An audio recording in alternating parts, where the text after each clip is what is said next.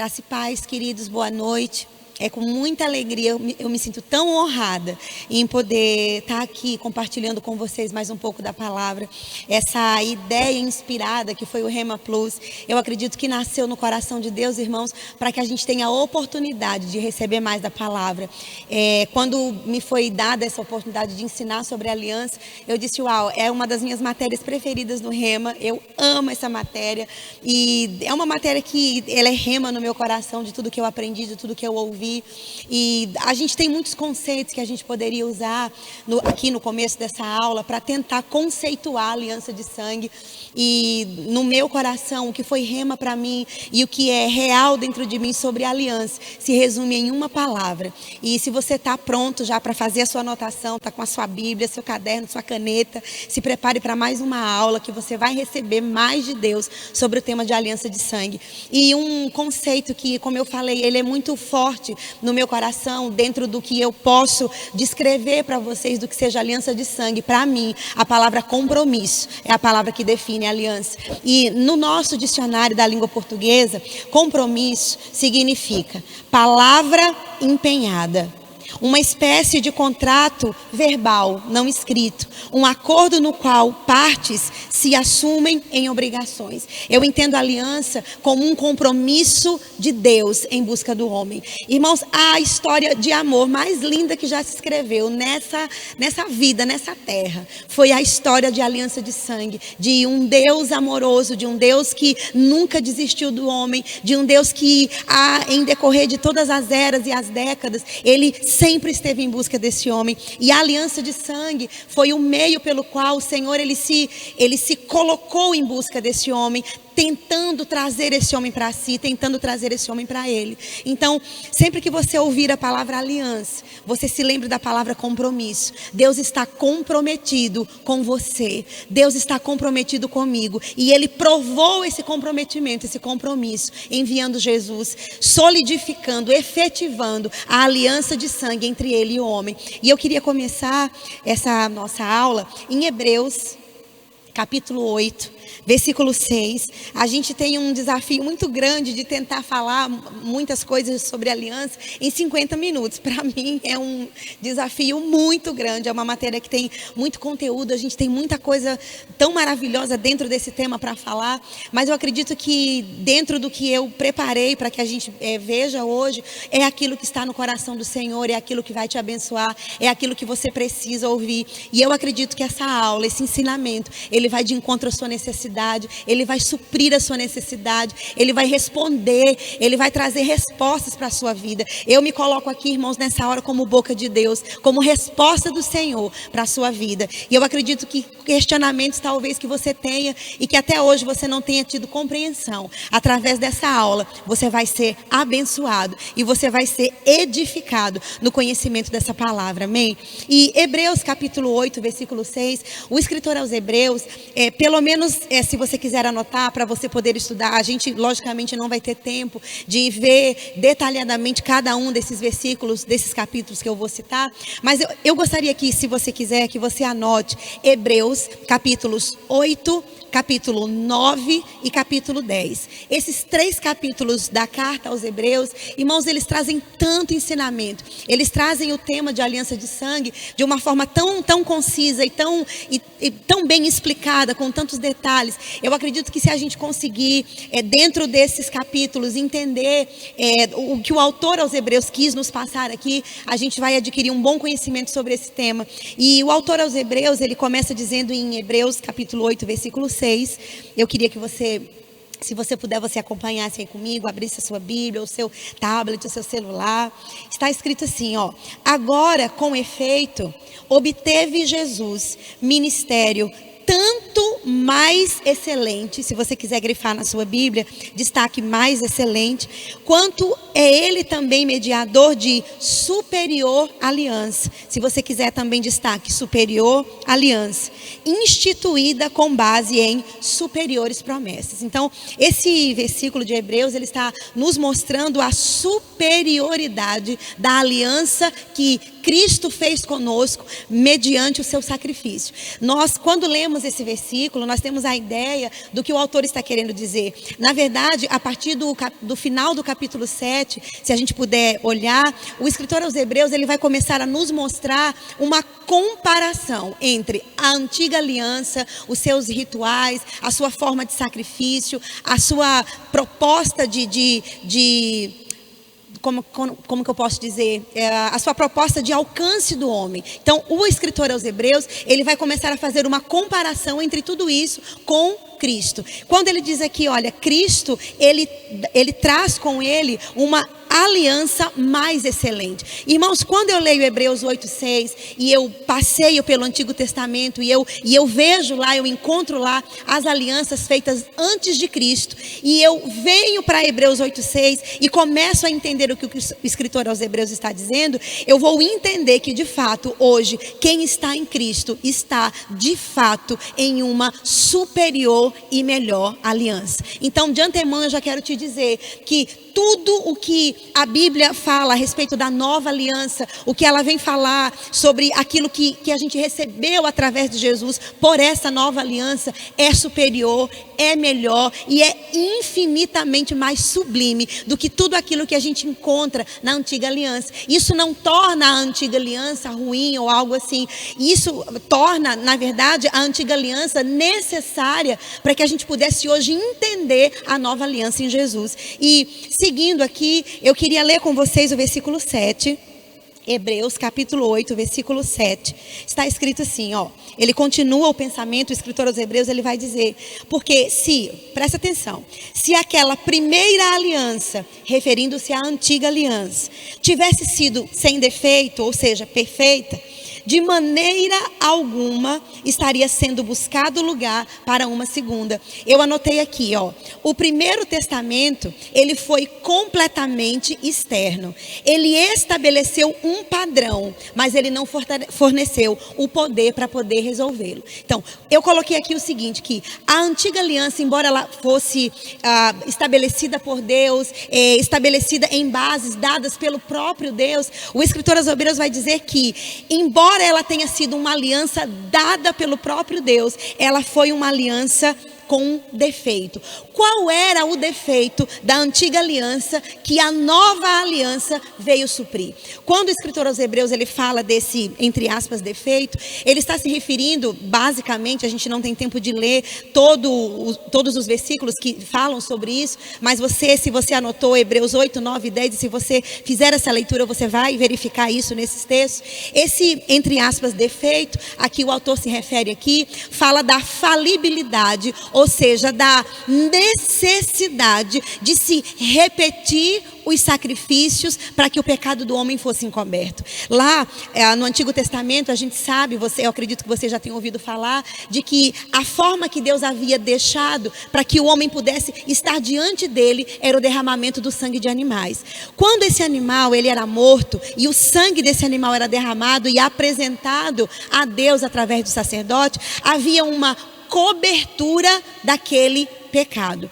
Quando o escritor aos Hebreus fala que se essa primeira aliança tivesse sido eficaz nesse aspecto de remover o pecado, não haveria necessidade da segunda aliança, que é a nova aliança feita em Cristo. Quando na velha aliança o pecado era coberto, na nova aliança nós vamos ver, por causa do sacrifício único e perfeito do Cordeiro de Deus, Jesus, nós vamos ver esse pecado agora não mais coberto, mas ele vai ser removido. Irmãos, o exemplo que me vem agora, para que a gente tenha uma ideia mais clara, é de que quando a gente limpa uma casa, uma sala, por exemplo, e a gente junta toda aquela poeira, aquela sujeira que a gente varreu, e a gente coloca debaixo do tapete. Quem chega naquele ambiente tem uma ideia, ele observa aquele ambiente limpo, arrumado, mas se ele levantar aquele tapete, a poeira está lá, guardada, escondida debaixo dele. Isso é mais ou menos o que a antiga aliança fazia. Ela tinha o poder apenas de cobrir o pecado para que de uma forma provisória, o homem tivesse acesso à presença de Deus. O que a nova aliança vem fazer? A nova aliança, ela vem remover o pecado. É como alguém que limpou a sala e que tirou toda a sujeira e que removeu a sujeira daquele ambiente. Alguém que chegue e levante aquele tapete não vai encontrar sujeira, porque a sujeira foi removida. Bem assim foi o que Cristo fez. Enquanto a antiga aliança, ela cobria o pecado como uma espécie de medida provisória para que o homem pudesse se chegar a Deus, Jesus, no seu sacrifício, derramando o seu sangue de uma vez por todas, como Hebreus 9 vai nos dizer, ele removeu o pecado do homem. E agora esse homem, não apenas de uma forma limitada, mas de uma forma irrestrita e ilimitada, ele pode chegar diante de Deus. É isso que o escritor aos Hebreus está dizendo aqui. E eu coloquei uma pergunta aqui que é recorrente, que os alunos sempre fazem, quando a gente começa a estudar a nova aliança. A pergunta é a seguinte: então qual foi o propósito do Senhor ter estabelecido a antiga aliança, já que a nova aliança de fato é a melhor e a superior aliança? A resposta é a seguinte: quando Deus estabeleceu a antiga aliança, ele visava preparar o homem para assumir uma nova e melhor aliança e para mostrar a esse homem a necessidade de um Salvador. Irmãos, cada vez que o homem pecava no Antigo Testamento, que ele transgredia a lei de Deus, era necessário que um animal fosse morto e que o sangue daquele animal fosse apresentado ao sacerdote. O sacerdote, na verdade, apresentava aquele sangue para que o pecado daquele homem fosse coberto. Quando essa pergunta é feita, qual o propósito dessa antiga aliança, a gente entende que a cada aliança que Deus renovava com o povo, começando de Adão, o primeiro registro de aliança que a gente pode encontrar na Bíblia, na Escritura Sagrada, está em Gênesis 3, versículo 21. Se você quiser, você anota essa escritura, depois você vai lá e confere. Gênesis capítulo 3, versículo 21, é aquele momento em que o Senhor, ele imola um animal e ele cobre o corpo do homem, de Adão e de Eva, com a pele daquele animal. Naquele ato, naquela iniciativa que na verdade partiu de Deus, a gente encontra ali o primeiro registro de um derramamento de sangue visando cobrir o pecado daquele homem. Então, quando a partir de Adão, daquela primeira aliança, então seguiu-se com Moisés, com Abraão, com Noé, com Isaac, Jacó, e nós vamos encontrar, irmãos, centenas de alianças no Antigo Testamento. E quando a gente vê que uma geração, ela quebrava a aliança com Deus, imediatamente o Senhor levantava uma nova geração, que ali se prontificava a prosseguir com a aliança, até que a próxima geração chegasse. Então, a cada geração que se levantava, a gente vê o Senhor numa preparação desse homem para algo novo e superior que viria na pessoa de Jesus. Então, esse homem, ele foi sendo preparado, geração após geração. E a cada vez que esse homem pecava, e que ele tinha consciência desse pecado, e de que era necessário o sangue do animal ser derramado, esse homem entendia que nele mesmo, ele não poderia encontrar a solução desse acesso imediato a Deus. E esse derramamento do sangue do animal, ele apontava, irmãos, para o sangue daquele que seria derramado de uma vez por todas, Jesus. E mostrava para esse homem a necessidade de um Salvador. De que o homem, mesmo na prática do que a lei colocava para ele, ele não poderia nele mesmo se colocar diante de Deus sem pecado. Era necessário um Salvador. Então, a cada aliança que Deus fazia com o homem, a cada vez que essa aliança era quebrada, que ela era revogada e de novo instaurada, o Senhor estava dizendo para o homem: vai chegar o dia em que vai ser entregue, em que não vai ser mais necessário o derramamento de sangue, porque a natureza do pecado, que na verdade é o que leva o homem a pecar, ela seria removida na cruz, na pessoa de Jesus. Amém, queridos? E na sequência do texto bíblico, em Hebreus capítulo 8, versículo 8 agora a gente vai ler. Eu estou olhando aqui porque a gente tem um tempo, o relógio é o nosso inimigo, e a gente tem muita coisa para ver, mas vai dar certo. Então aqui, versículo 8, Hebreus capítulo 8, versículo 8, está escrito: e de fato, repreendendo-os, diz, nós vamos ler aqui, o 9 e o 10. Eis vem dias, assim diz o Senhor, em que eu firmarei nova aliança com a casa de Israel e com a casa de Judá. não segundo a aliança que eu fiz com seus pais, no dia em que os tomei pela mão para os conduzir até para fora da terra do Egito. Pois eles não continuaram na minha aliança, e eu não atentei para eles, diz o Senhor. Versículo 10. Porque esta é a aliança que eu firmarei com a casa de Israel, depois daqueles dias, diz o Senhor. Olha isso aqui agora. Se você quiser destacar esse versículo a partir daqui, eu gostaria que você o fizesse, para que você tenha isso como sendo a chave do que o autor está dizendo aqui nesse versículo. Ele vai dizer: na sua mente eu imprimirei as minhas leis, também sobre o seu coração as inscreverei. Eu serei o seu Deus eu serei o seu Deus, e eles serão o meu povo. E não ensinará jamais cada um ao seu próximo, dizendo: conhece o Senhor, porque todos me conhecerão, desde o menor até o maior deles. Versículo 12. Pois para com as suas iniquidades eu usarei de misericórdia, e dos seus pecados eu jamais me lembrarei. Ora, quando ele diz nova, ele torna antiquada a primeira. Ora, aquilo que se torna antiquado e envelhecido está prestes a desaparecer. Essa referência que o escritor aos Hebreus ele faz, ele retoma do texto de Jeremias, capítulo 31, do 31 ao 34. Se você quiser também fazer a anotação dessa escritura, é esse texto que o autor aos Hebreus ele cita aqui, ele vem de Jeremias, capítulo 31, versículos 31 e 34. Então Jeremias, centenas de anos antes desse momento aqui, ele profetizou que viria um tempo em que a lei de Deus, ela não estaria mais fora do homem, mas que Deus, ele imprimiria, ele inscreveria a sua lei dentro do coração do homem. Irmãos, essa profecia de Jeremias 31, ela se cumpriu em Cristo. Ela se cumpriu na nova aliança. E eu anotei aqui algo sobre o versículo 11, que foi o primeiro que nós destacamos, que diz assim, olha: em contraste com a revelação limitada e imperfeita de Israel sobre o Novo Testamento, haverá um conhecimento completo e pessoal com Deus. Israel tinha um conhecimento limitado. Tudo que eles conheciam de Deus era de forma limitada e impessoal.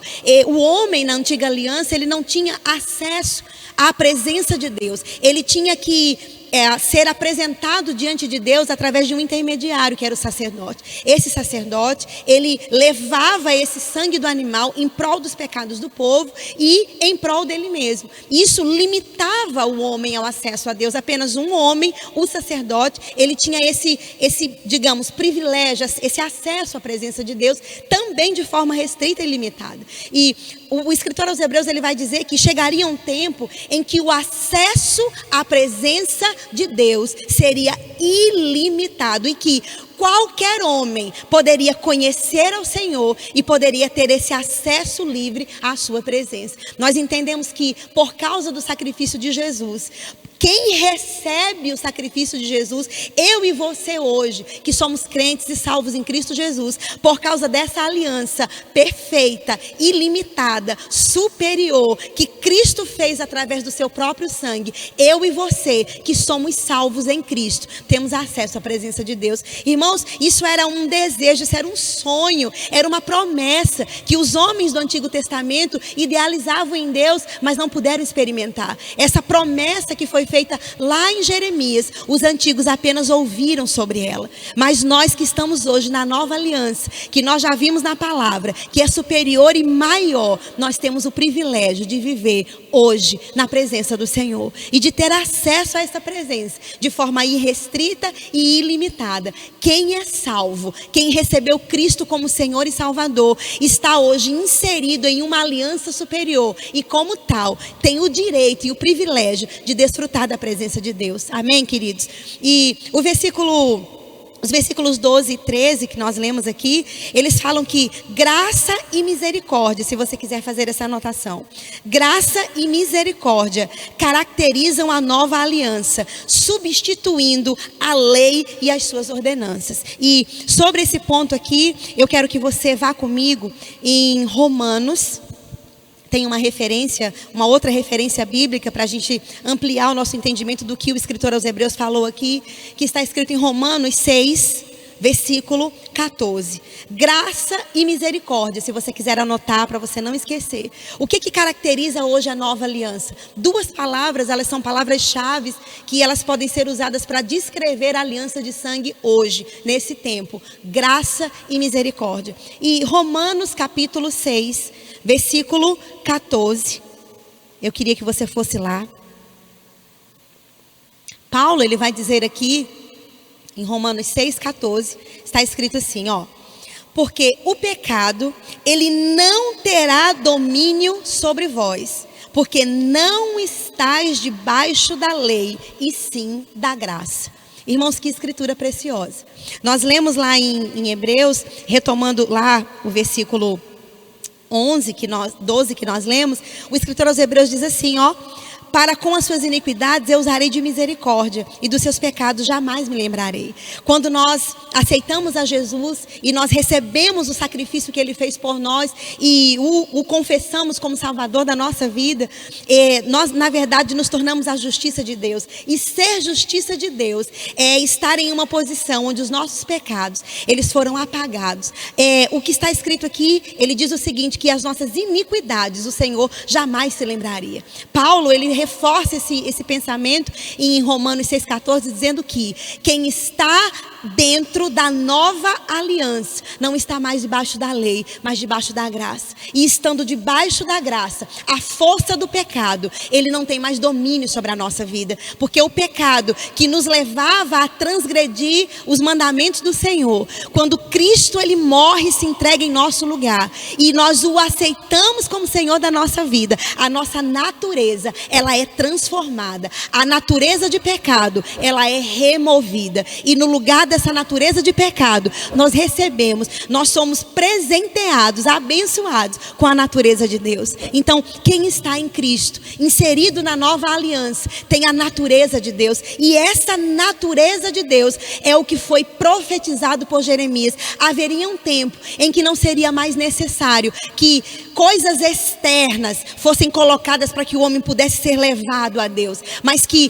dentro do homem, o desejo de servir a Deus, ele seria colocado dentro do próprio homem. E esse homem, uma vez salvo, uma vez com a natureza de Deus, esse homem teria o desejo de servir a Deus. E é isso que caracteriza a nova aliança, a graça, a possibilidade desse acesso a Deus. Então, irmãos, diante do que nós ouvimos até aqui, é no mínimo incoerente, eu posso colocar dessa forma, alguém que hoje na nova aliança deseje viver dentro dos moldes da antiga aliança. Eu vou falar mais sobre isso daqui a pouco.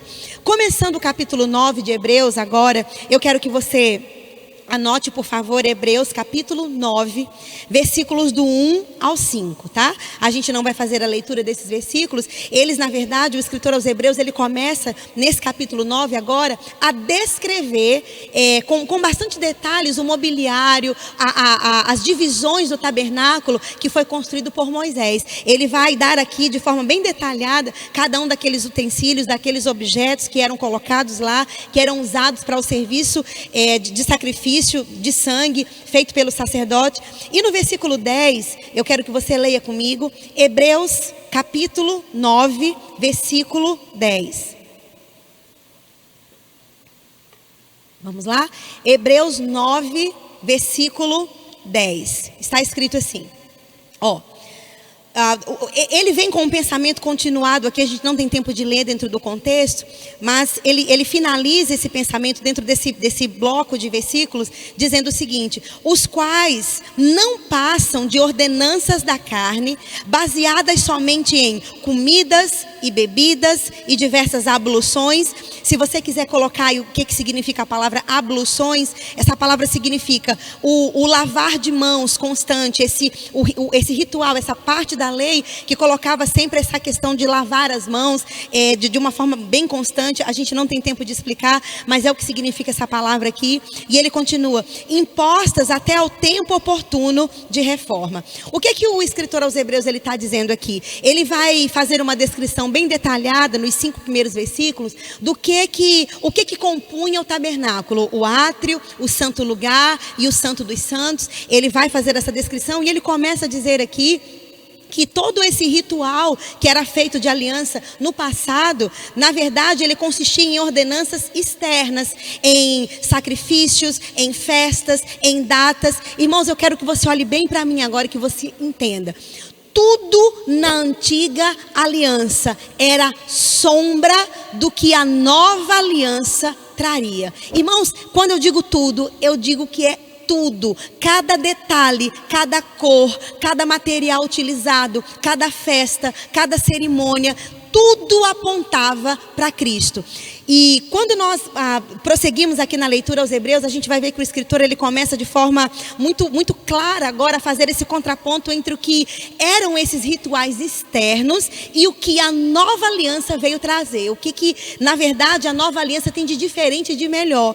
Quando ele diz aqui, olha, essas festas e todas essas comemorações que eram pertinentes, que faziam parte da antiga aliança, na verdade, todas elas apontavam para Cristo. Irmãos, desde Gênesis capítulo 3, lá no versículo 21 que eu citei para vocês, quando Deus ele cobre aquele casal com a pele de animais, aquela pele de animais, ela era uma referência, ela era um símbolo, ela apontava para um sacrifício perfeito que seria feito de uma vez por todas. Tudo no Antigo Testamento, não só no assunto de aliança de sangue, mas o que nós podemos encontrar de profecia, de rituais e de leis e de coisas que foram profetizadas, dizem respeito a Cristo. Irmãos, toda a Bíblia, na verdade, de Gênesis a Apocalipse, ela é uma revelação progressiva da pessoa de Jesus Cristo. Então, o autor aos Hebreus, ele vai dizer, olha gente, tudo que vocês faziam lá na antiga aliança, de festas, de comidas, de restrições, de leis cerimoniais, de leis civis, e tudo o que diz respeito a esse assunto, na verdade, eles eram concernentes à antiga aliança. E ele vai dizer aqui, olha, elas foram impostas até o momento oportuno. Que momento oportuno é esse que o escritor está se referindo aqui? O momento aonde aquele sacrifício profetizado durante séculos, ele viria e ele seria consumado. E esse momento oportuno, esse sacrifício que viria a ser consumado, foi o sacrifício feito por Jesus. E dentro dessa escritura aqui, eu gostaria que vocês fossem comigo para Colossenses, capítulo 2. Talvez eu toque em algumas coisas aqui que alguns irmãos possam ouvir e talvez dizer, olha, mas eu não creio assim, na minha igreja não é assim. E eu não quero aqui, antes de ler Colossenses capítulo 2, eu quero adiantar para vocês, irmãos, que o Rema Brasil, enquanto escola e instituição bíblica, ele não visa, ele não tem a ideia, a visão de atacar ou de ferir ou de ser contra nenhuma denominação cristã ou de ferir nenhuma doutrina de uma forma proposital ou intencional. Essa não é a intenção do Rema, mas nós temos um compromisso nessa escola de ensinar o que a Bíblia diz. E muitas vezes, quando a gente chega no Rema, como eu cheguei, eu passei por isso, a gente é confrontado com verdades da palavra que muitas vezes vão contrariar a doutrina que nós recebemos na nossa igreja. Então, eu me vi dentro de uma situação quando eu era aluna do Rema.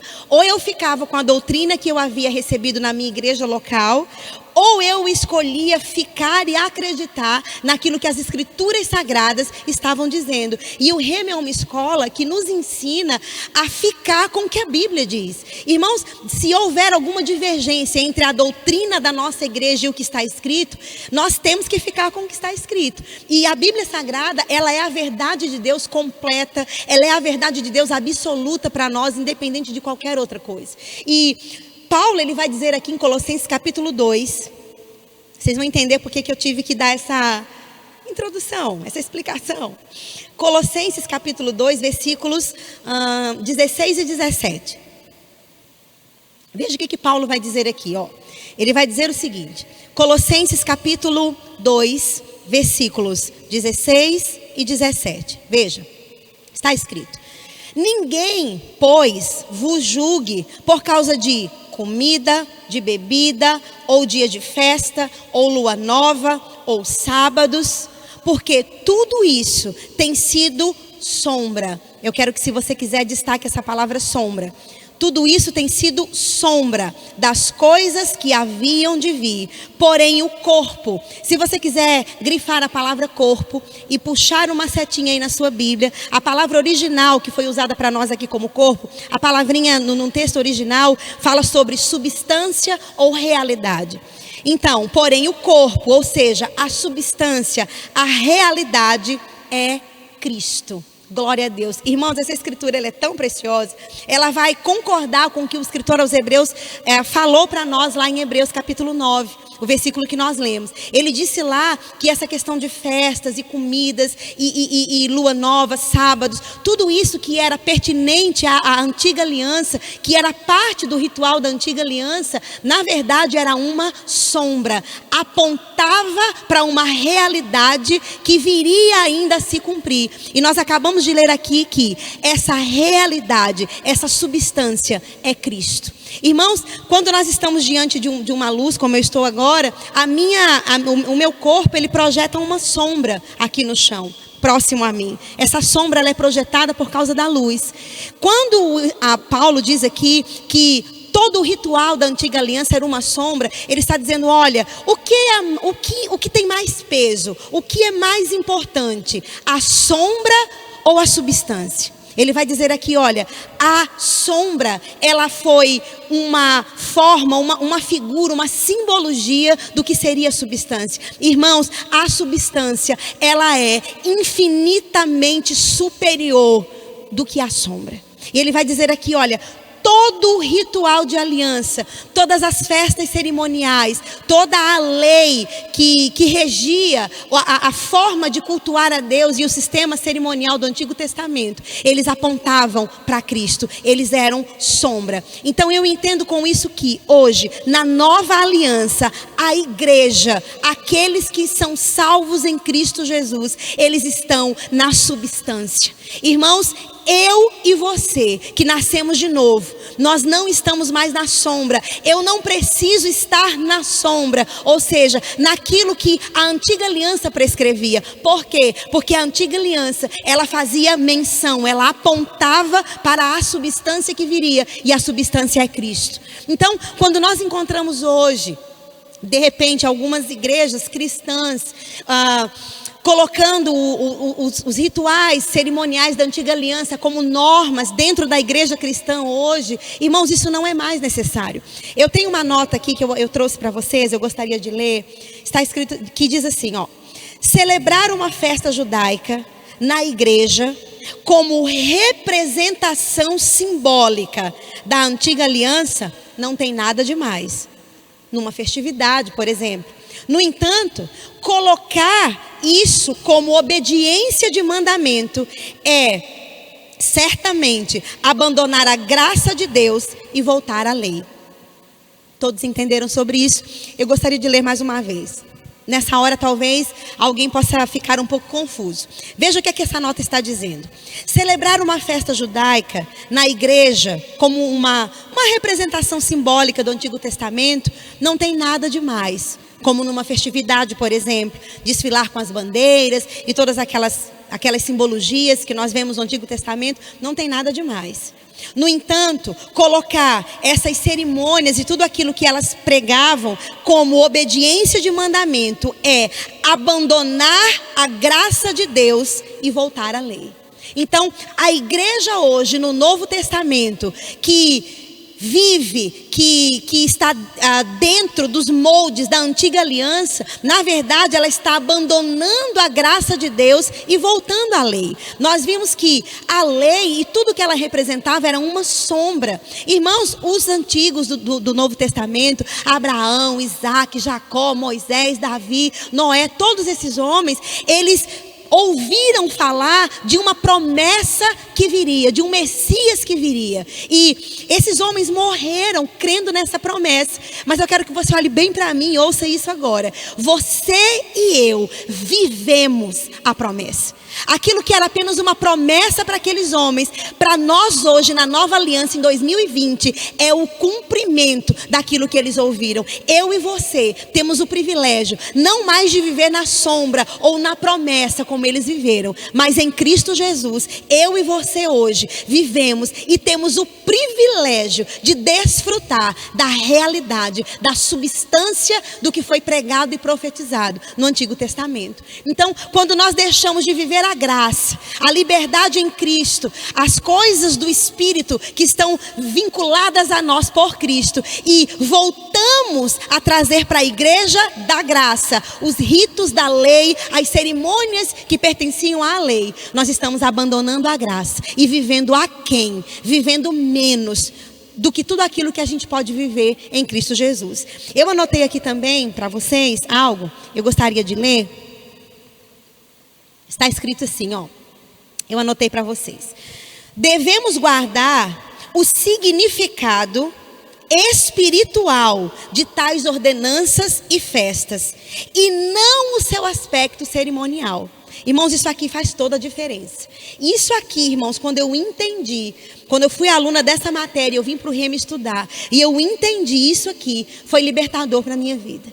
Disse aqui que o seguinte: nós devemos guardar o significado espiritual dessas ordenanças e festas, e não o aspecto cerimonial. Ou seja, na antiga aliança, tudo que eles tinham era o aspecto cerimonial. Dentro da lei era necessário, era prescrito para eles praticarem essas festas, porque eles estavam naquela prática promulgando, declarando o tempo em que o que essas festas representavam, ou seja, o conceito do que elas representavam seria efetivado e finalmente sendo possível desfrutar através de Cristo Jesus. Disse aqui o seguinte: cada festa, cada cerimônia, cada componente de tudo aquilo que era praticado na antiga aliança tinha um significado espiritual. Irmãos, em Cristo hoje não é mais necessário, por exemplo, como nós vemos aí fora, o pessoal se cobrindo de cinza, vestindo vestes de saco, demonstrando arrependimento. Tem gente retomando isso da antiga aliança. Irmãos, isso era um simbolismo de uma contrição por dentro, que o próprio Espírito Santo causaria no homem, para que ele pudesse entender a necessidade de um Salvador. Essa contrição externa era um símbolo do que a contrição dentro do homem faria dentro desse homem. Então, esse aspecto espiritual é o que a gente deve guardar e desfrutar hoje, e não literalmente o aspecto cerimonial. Amém? E prosseguindo aqui, eu quero ler algo para vocês também, que eu trouxe dentro desse texto de Colossenses, que diz o seguinte, ó: a influência judaica hoje na igreja cristã da nova aliança, ela atenta, ela se levanta contra a simplicidade do evangelho. E Paulo, ele vai dizer aos Gálatas lá no capítulo 3, no capítulo 5, que os Gálatas, eles estavam sendo convencidos por um grupo de judeus que se entremeteram dentro da igreja cristã, e esse grupo de judeus estava tentando convencer os Gálatas de que era necessário a circuncisão, era necessário guardar a lei, guardar o sábado e tudo aquilo que a velha aliança prescrevia. Paulo, quando soube disso, ele disse: olha, presta atenção, vocês estão decaindo da graça. Como que vocês começam no Espírito e agora querem terminar na carne? Quando Paulo fala ali sobre a carne, ele está se referindo a práticas da lei que, na verdade, elas foram abolidas e elas foram consumadas em Cristo. Quando a igreja cristã hoje tenta trazer esses rituais para dentro da igreja na nova aliança, isso, irmãos, é um atentado contra a simplicidade do evangelho. Sabe, o evangelho, ele é tão simples, Cristo, ele é tão simples, tanto que Romanos 10, 9 e 10, ele traz a fórmula de como se tornar alguém que possa participar dessa aliança: crer com o coração e confessar com a boca. Não é necessário mais obras, não é necessário mais sacrifícios. O gesto de crer, de simplesmente crer com o coração e declarar com a sua boca, te torna salvo. E essa é a grandiosidade da nova aliança, essa simplicidade, sem complicação, sem tantos rituais, sem tantos caminhos para se chegar a Deus. Cristo, ele inaugurou um novo e vivo caminho, simples, de acesso a Deus pelo seu próprio sangue. Então, eu anotei aqui para vocês também, para vocês anotarem essas duas escrituras falando sobre essa questão da simplicidade de Cristo, e que os judaizantes, tanto quanto no tempo de Gálatas como hoje, existem grupos hoje no Brasil e ao redor do mundo, se infiltrando dentro da igreja cristã, tentando trazer de volta esses rituais, tentando trazer de volta os rituais da antiga aliança, as festas cerimoniais e tudo mais. E eu te digo, irmãos, essa tentativa de trazer tudo isso de volta é desnecessário, não há mais necessidade. A sombra, ela já foi substituída pela realidade, e Cristo é a realidade, amém? Eu quero que vocês anotem, caso vocês queiram, essas duas escrituras, Gálatas capítulo 3, do 1 ao 3, para vocês lerem, tá? Gálatas capítulo 3, versículos do 1 ao 3. A outra escritura é 2 Coríntios capítulo 11, versículo 3. Eu gostaria de ler 2 Coríntios com vocês. Segunda carta aos Coríntios, capítulo 11 e o versículo 3. Eu gostaria de ler com vocês. 2 Coríntios 11, 3. Está escrito, ó. Está escrito aqui, Paulo vai dizer: mas eu receio que, assim como a serpente enganou a Eva com a sua astúcia, assim também seja corrompida a vossa mente e se aparte da simplicidade e da pureza devidas a Cristo. Mais uma vez aqui o Espírito Santo usando o apóstolo Paulo, trazendo a luz de novo e trazendo à mente dos coríntios a necessidade de que eles não se apartassem da simplicidade de Cristo. Irmãos, em Cristo não é necessário mais nenhuma obra no que diga a respeito a eu tentar me achegar a Deus. A obra de Cristo, o sacrifício de Cristo, profetizado centenas de anos antes, ele satisfez toda a necessidade de justiça. O sacrifício de Cristo trouxe nele mesmo o cumprimento de tudo que era necessário para que o homem pudesse se achegar a Deus. E Paulo vai dizer aqui, olha, não permitam que a mente de vocês seja corrompida, como a mente de Eva foi corrompida por aquela insinuação da serpente. O que a serpente falou para Eva? Será que foi isso mesmo que Deus disse? Mas olha, talvez Deus não tenha dito assim. Se você for lá e comer, não vai acontecer nada. Então, essa astúcia de tentar mudar o que está escrito e acrescentar algo ao que Deus não disse, isso deve ser evitado, irmãos. E eu te digo, o conhecimento da palavra de Deus é que protege a nossa mente contra falsas doutrinas, contra judaizantes, contra doutrinas que venham ferir a simplicidade do evangelho. Irmãos, tudo aquilo que venha a acrescentar ao que Cristo fez não deve ser recebido, deve ser rejeitado. Porque, como eu disse, o sacrifício de Jesus, ele foi suficiente. Amém? Eu quero que vocês anotem agora duas escrituras. Nós vamos ler apenas alguns versículos dentro desse bloco de versículos. A gente não tem muito tempo. Êxodo, capítulo 16. Eu quero que vocês anotem. Êxodo 16, do 22 ao 30. Êxodo 16, do 22 ao 30. E a outra escritura, para você já anotar também, a gente já leu essa escritura, nós vamos voltar para ela, Colossenses 2, 16 e 17.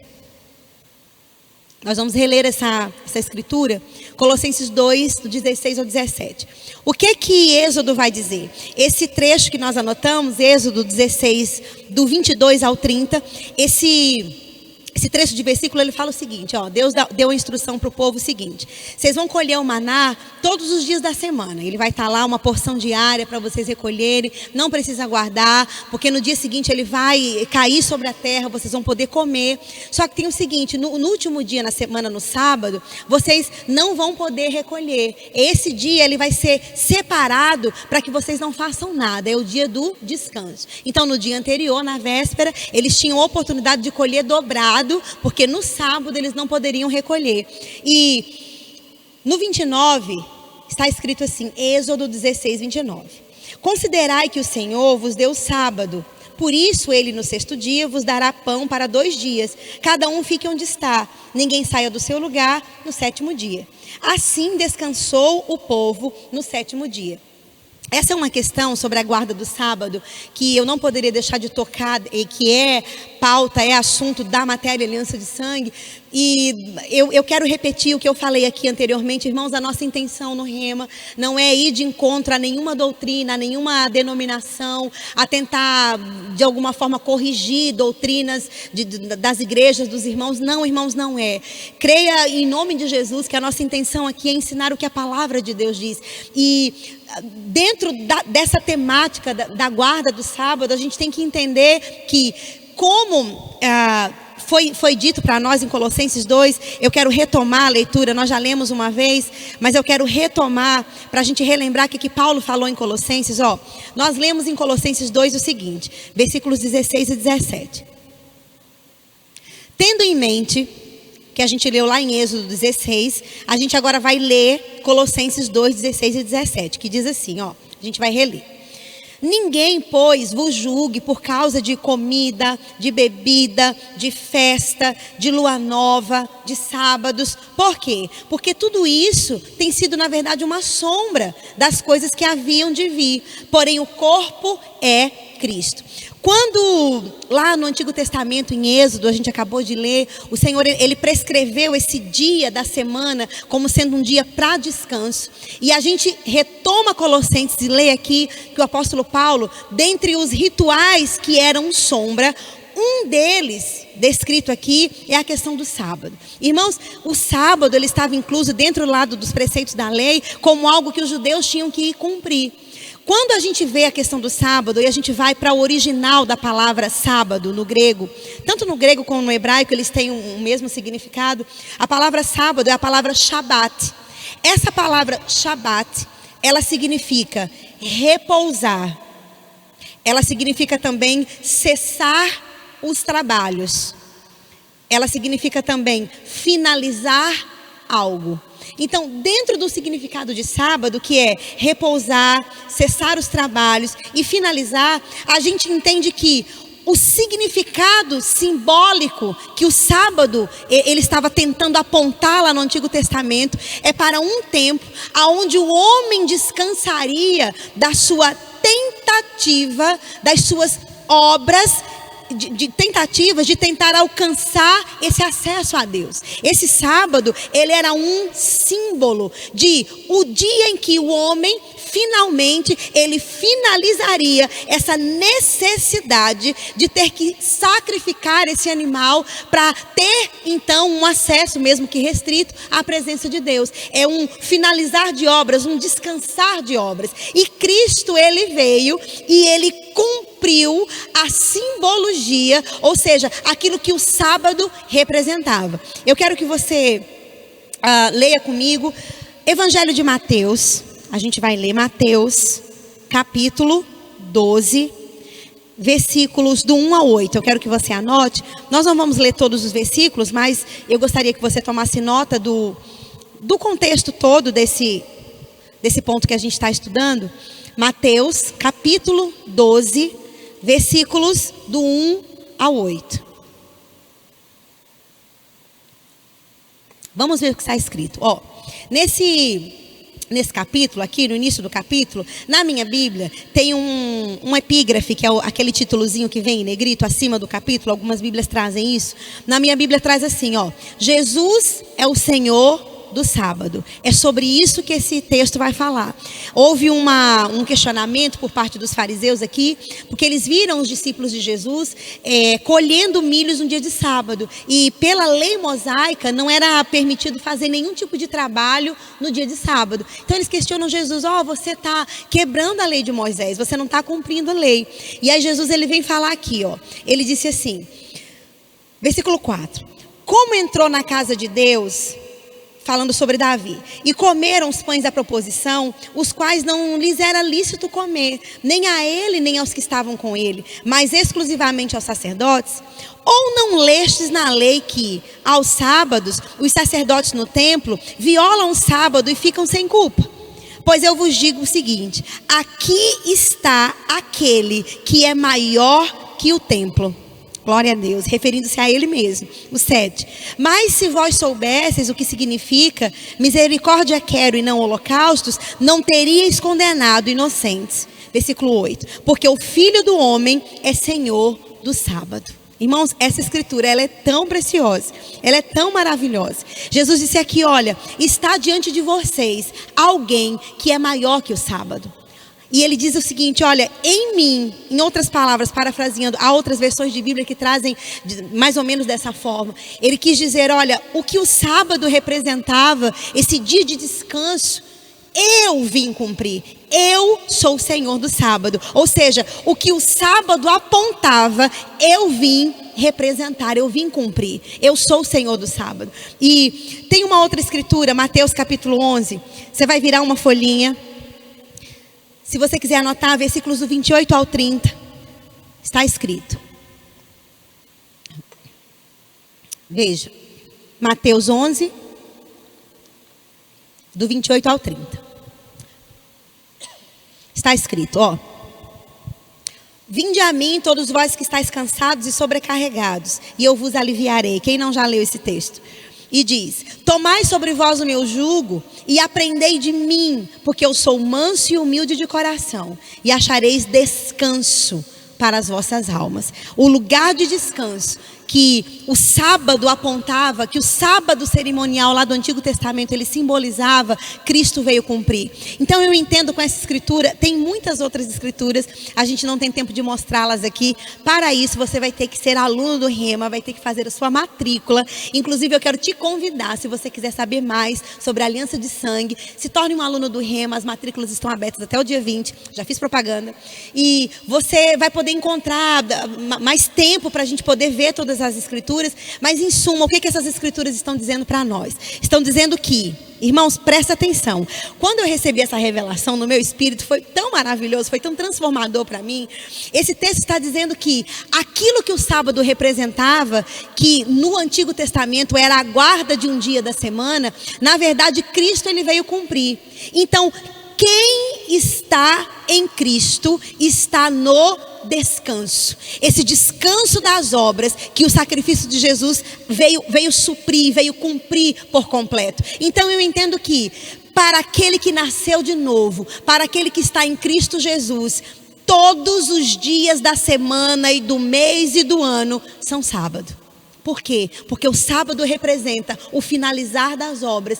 É um descanso onde eu recebo o que Cristo fez. Eu entro na aliança de sangue com Deus pelo que Cristo fez. E eu descanso dessa tentativa de tentar me achegar a Deus por meio de minhas próprias forças. Ele representa o descanso. Ele representa a finalização de todas as obras necessárias para que eu possa me achegar a Deus. Então, para o crente hoje na nova aliança, segunda-feira é sábado, terça-feira é sábado, quarta-feira é sábado. Irmãos, isso é tão maravilhoso.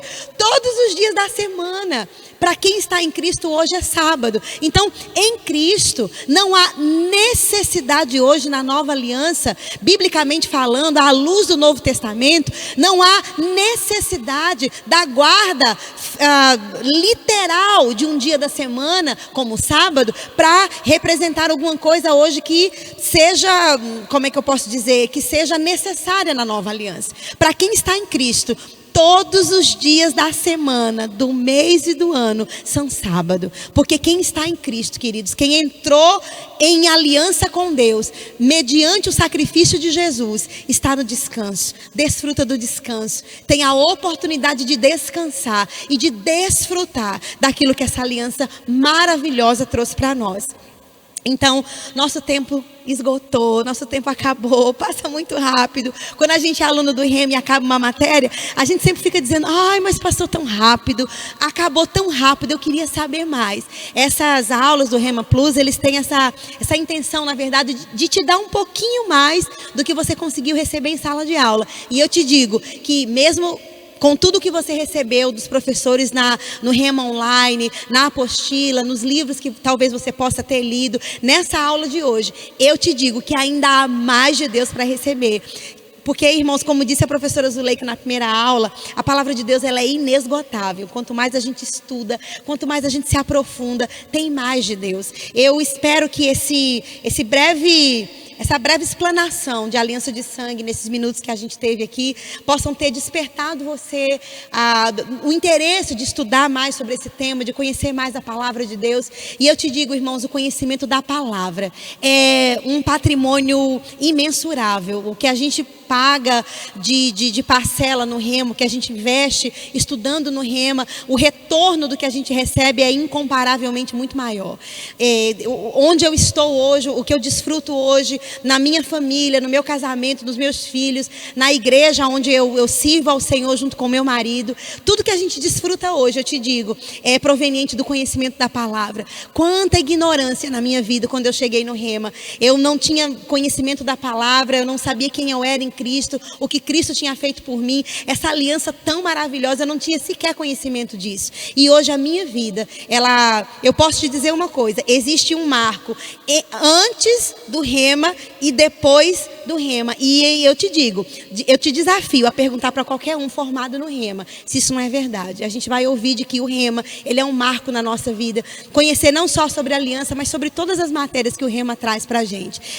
Faz toda a diferença. E eu me senti muito privilegiada e muito honrada em poder estar aqui com vocês, explanando essa palavra com vocês, tá bom? Graça e paz, e continuem praticantes dessa palavra. Amém? Olá, queridos alunos do Rema. Neste momento, vocês estão estudando sobre aliança de sangue. Imagino que estão sendo aulas maravilhosas, mas quero encorajá-los a ir além. Por isso, irei indicar alguns livros da nossa editora, a Rema Brasil Publicações, para ajudá-los ainda mais na compreensão desta matéria. A Mesa que Fala, de Kenneth Hagin, fala sobre a essência do sacrifício de Jesus na cruz e a nova aliança conquistada e explica a importância da simbologia da celebração da Santa Ceia. E Identificação, de E.W. Kenyon, mostra como Jesus precisou se identificar com a natureza humana para redimir e justificar os filhos de Deus.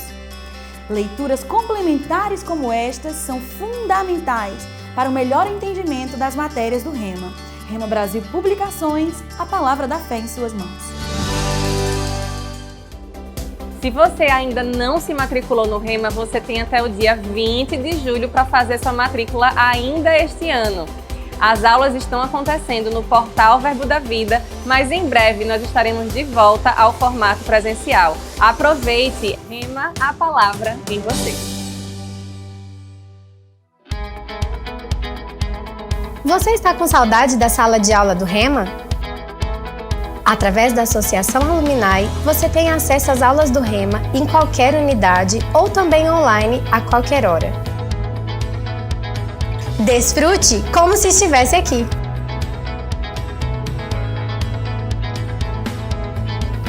São 16 mil horas de aula de todas as matérias com diversos professores. E além disso, na Rede Alumni você tem acesso exclusivo a ministrações, podcasts, áudios e vídeos de eventos e muito mais. Você pode se associar à nossa Alumni Digital e você terá acesso a todo o nosso conteúdo online. Ou ainda, se associar à nossa Alumni Convencional. E além de todo o conteúdo online, você ainda tem acesso à nossa revista Conexões Impressa e um livro da nossa editora Rema Brasil Publicações. O que você está esperando? Não seja apenas um graduado, seja um alumni.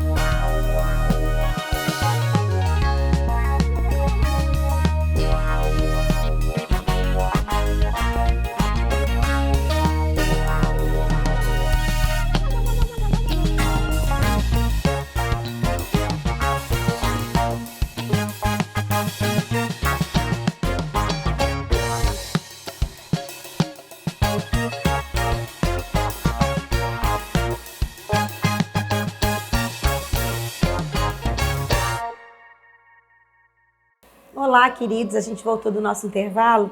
A gente tem algumas perguntas que os alunos enviaram para a gente sobre a matéria Aliança de Sangue.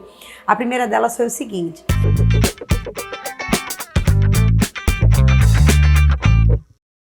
a aliança da graça, ela pode ser vista em mais de uma aliança, como a exemplo de Abraão, Noé, Davi. Então, por que dizer que ela teve início só na cruz do Calvário? Quando a Bíblia fala sobre a questão da graça, a gente tem um texto, na verdade, que eu quero começar com vocês, que é Hebreus 11:30. Hebreus 11:30 vai dizer o seguinte: apesar do testemunho de fé, estes santos do Antigo Testamento, eles não obtiveram a concretização das promessas feitas no Antigo Testamento. Quando essa questão da graça ela é mencionada, essas antigas alianças elas tocam na questão da graça, na verdade elas estão apenas profetizando e declarando sobre a graça, do que essa graça seria na nova aliança. Na verdade, a gente não vai ver a graça plena no Antigo Testamento, porque a graça e a verdade, o Evangelho de João vai dizer que só vieram através de Jesus. Então, essa graça mencionada aqui, ela só veio de fato a ser concretizada e iniciada de fato na cruz, com o sacrifício de Jesus. Quando a gente encontra as palavras graça e verdade no Antigo Testamento, elas são uma menção profética do que o sacrifício de Jesus seria. Então, quando a gente lê Hebreus 11:30, a gente tem uma ideia do que o autor está tentando falar ali. Ele diz, olha, os antigos do Velho Testamento, eles até ouviram sobre a graça, eles até profetizaram sobre a graça, mas essa graça, ela só veio ser desfrutada e usufruída pelos santos do Novo Testamento, por causa do sacrifício de Jesus. Amém? Essa era uma pergunta.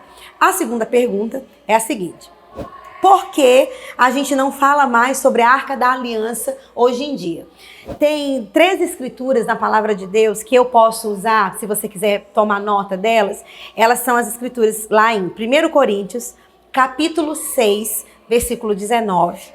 A segunda escritura, 2 Coríntios 6, 16 e Efésios 2, 21. Eu vou repetir para se você quiser anotar, tá bom? De repente foi até você que está aí me ouvindo que fez essa pergunta. 1 Coríntios 6, 19, 2 Coríntios 6, 16 e Efésios 2, 21. O que 2 Coríntios, por exemplo, 6, 16 vai dizer? A gente não vai ler as 3, elas são similares, a gente vai ler apenas 2 Coríntios 6, 16. Vai dizer o seguinte: que nós somos santuário do Deus vivente. A Arca da Aliança, lá no Antigo Testamento, ela compunha um mobiliário do Santo dos Santos, ela é um símbolo, ela tipificava a moradia, a habitação de Deus na Nova Aliança. Ela, na verdade, representava a, entre aspas, casa que Deus habitaria na Nova Aliança. Quando a gente lê 2 Coríntios 6,16, a gente vê Paulo dizendo, olha, nós hoje, nós somos o santuário do Deus vivente, nós somos o tabernáculo do Deus vivente. A palavra tabernáculo significa lugar de habitação. Então, a presença de Deus de forma simbólica, ela habitava naquela arca feita de madeira, coberta de ouro, numa simbologia, numa tipificação da casa espiritual, aonde Deus iria habitar na Nova Aliança, que somos eu e você. Então, a Arca da Aliança, ela não é mais mencionada hoje, porque ela cumpriu aquilo para o que ela apontava, que seria o quê? Essa habitação perpétua de Deus no homem, através do sacrifício de Jesus. Então, essa aliança, essa Arca da Aliança, na verdade, hoje, somos eu e você. Então, não há mais necessidade da representação física da arca. Por quê? Porque aquilo para o que ela apontava, hoje, em Cristo, já se cumpriu. Amém? Espero que tenha ficado claro para você. Tem mais uma pergunta, foi enviada para a gente também, que diz o seguinte, ó. O cumprimento da lei mosaica ainda é necessário na Nova Aliança? Para responder essa pergunta, eu tenho uma escritura para você anotar, que está lá no Evangelho de Mateus, capítulo 5, versículo 17. Diz assim, ó. Não pensais, aqui é Jesus falando, que eu vim revogar a lei ou os profetas. Não. Eu não vim para revogar. Revogar significa anular. Eu não vim anular a lei, mas eu vim para cumpri-la. A pergunta que chegou foi a seguinte: o cumprimento da lei mosaica ainda é necessário na nova aliança? A resposta é não.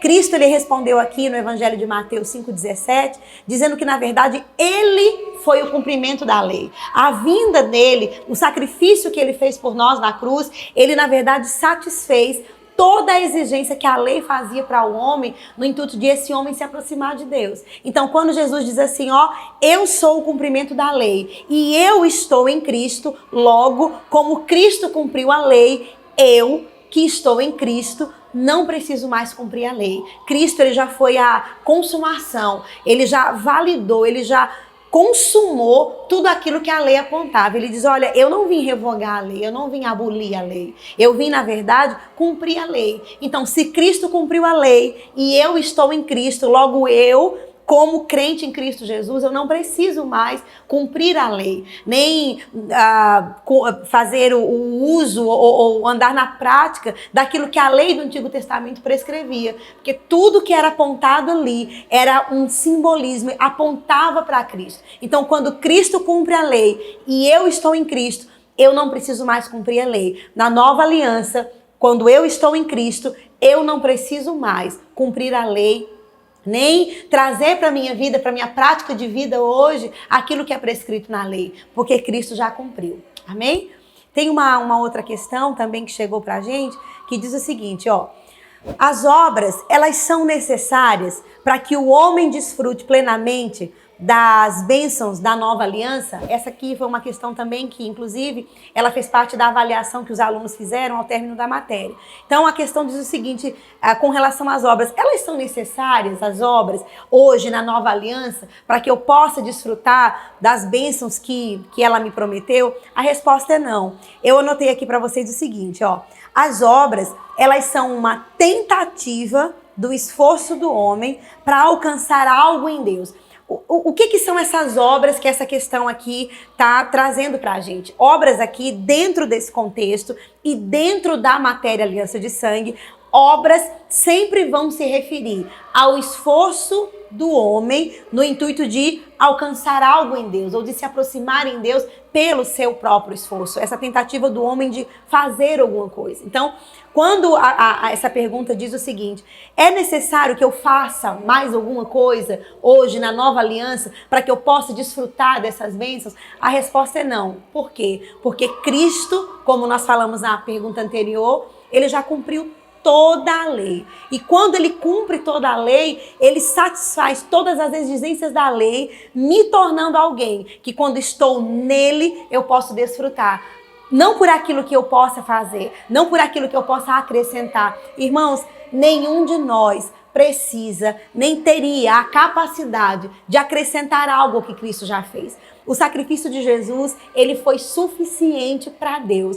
Deus, quando ele exigiu o sacrifício de sangue derramado, e ele viu em Cristo o Cordeiro perfeito, e Cristo derramou o seu sangue por nós, satisfez toda a exigência da lei e supriu tudo aquilo que era necessário para que eu e você pudéssemos nos achegar ao Senhor. Então, essas obras aqui, no sentido de que eu tenha que fazer alguma coisa para desfrutar das bênçãos, a resposta é não. Hoje o crente que está em Cristo, que entende quem é em Cristo, que vive uma vida de santidade, que vive uma vida pautada na palavra, ele vai desfrutar das bênçãos da aliança. Não porque ele tenha que fazer alguma coisa, mas apenas por receber o que Cristo fez. A diferença entre religião e cristianismo é essa. A religião, ela coloca as obras como sendo algo prioritário e fundamental para eu ter alguma coisa de Deus. O cristianismo não. Na nova aliança não. Eu me aproprio, eu recebo pela fé aquilo que Cristo fez e a partir daí eu me torno apta, eu me torno alguém que pode desfrutar das bênçãos da aliança. Tem um texto em Efésios que diz o seguinte, lá em Efésios diz, capítulo 2, que nós fomos salvos mediante a fé. A gente não foi salvo por causa de obras. A gente foi salvo pela fé em Cristo. Eu não tive que fazer alguma coisa para ser salva. Eu me apropriei do sacrifício de Cristo e então eu fui salvo. O versículo seguinte, ele é bem interessante, que ele complementa dizendo que nós não fomos salvos por causa de obras, mas Uma vez salvos, nós fomos convidados pelo Senhor a praticar as boas obras. Essas boas obras, elas não são obras para salvação. Elas são práticas de vida que demonstram que eu sou alguém que pertenço a Cristo. É uma conduta reta, é uma conduta santa, é um comportamento no dia a dia, é auxiliar o meu próximo, é andar em amor, é doar, é ser generoso, é uma vida de boas obras, de prática e de atitudes cristãs que validam a minha salvação. Eu não fui salva por causa das obras, mas uma vez salva, recebendo o sacrifício de Jesus, eu tenho que frutificar dando boas obras. Boas obras lá em Efésios, na verdade, é o resultado prático e visível da minha salvação, em atitudes, em comportamentos que mostram que eu sou salva, que mostram que eu sou uma cristã.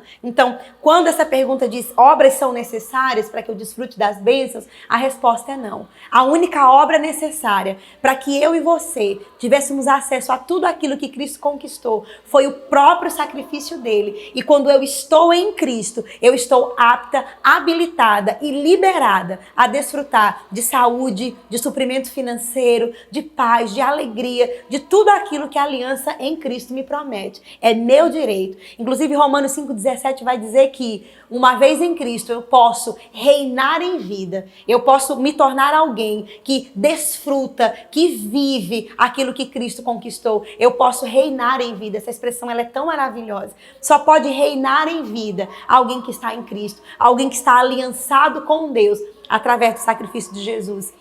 Tem um exemplo que me veio também dentro dessa questão, que é o Código de Defesa do Consumidor. Esse Código de Defesa do Consumidor, eu anotei aqui, ele é um conjunto de normas que visam a proteção do direito do consumidor. É um conjunto de regras onde os direitos de quem consome um produto, eles vão ser garantidos. Quando eu compro um produto e aquele produto ele não veio adequado, ele veio com defeito, ou eu fui lesada em algo naquela compra, o Código Brasileiro de Defesa do Consumidor, ele vai me garantir o meu direito de desfrutar, de usufruir daquele objeto tal como eu o comprei, funcionando bem, dentro das normas. Então, esse código, ele é um direito meu, ele me garante os meus direitos enquanto consumidora. Se eu não sei dos meus direitos, eu posso, de repente, comprar algo que não funcione, ou ter recebido um serviço ruim e não ir buscar aquilo que me é de direito que eu não conheço. Então, o direito que eu não conheço, eu não vou usufruir. E isso diz respeito, irmãos, ao conhecimento da palavra. Eu quero finalizar essa parte da questão de resposta de perguntas te dizendo o seguinte: aquilo que você não conhece que é seu, aquilo que você não entende que te pertence, você não vai desfrutar, você não vai tomar para a sua vida como uma prática na sua vida. Então, o que o Rema faz? O Rema, ele mostra para nós os nossos direitos. O Rema, ele é uma escola que nos posiciona, que nos coloca em uma posição de alguém que sabe quem é em Cristo, que sabe o que tem em Cristo e que sabe o que pode em Cristo. Tem uma frase que a gente aprende no Rema, eu aprendi quando eu fui aluna em 96. Eu sou o que a Bíblia diz que eu sou, eu tenho o que a Bíblia diz que eu tenho e eu posso o que ela diz que eu posso. Agora, se eu não sei tudo isso, eu não vou poder me posicionar, eu não vou desfrutar, eu não vou viver aquilo que essa aliança tão maravilhosa trouxe para mim. Hebreus 8,6 vai dizer que nós estamos em uma aliança superior, firmada em melhores promessas. Mas se eu não sei o que essa aliança traz para mim, eu não vou desfrutar. Quantos irmãos nossos hoje estão cativos, irmãos, de enfermidades, de pobreza, de tantas sortes de prisão e de opressão, porque eles não sabem quem são em Cristo, eles não sabem as bênçãos que essa aliança tão maravilhosa trouxe para eles. Eles são salvos, eles são cristãos, mas eles vivem na ignorância. E a ignorância é a arma que o diabo usa contra nós. Tanto que João 8,32 vai dizer: conhecereis a verdade e a verdade vos libertará. É a verdade que liberta, é a verdade que nos posiciona, é a verdade. Quando nós conhecemos o que a palavra de Deus diz ao nosso respeito, é que a nossa vida muda. Então, o meu último recado para vocês é esse: se matricule no Rema, corra para fazer sua matrícula. Irmãos, essa escola ela foi um divisor de águas na minha vida. E se você for perguntar a alguém que já é formado no Rema, o que o Rema foi para ele, eu acredito que esse testemunho ele vai ser um senso comum. Todo mundo vai dizer que o Rema foi realmente um divisor de águas. É uma vida antes do conhecimento da palavra aqui no Rema e uma vida depois. Então, eu te convido a ser um aluno do Rema e ser um praticante da palavra que você recebe nessa escola. A sua vida nunca mais vai ser a mesma. Amém?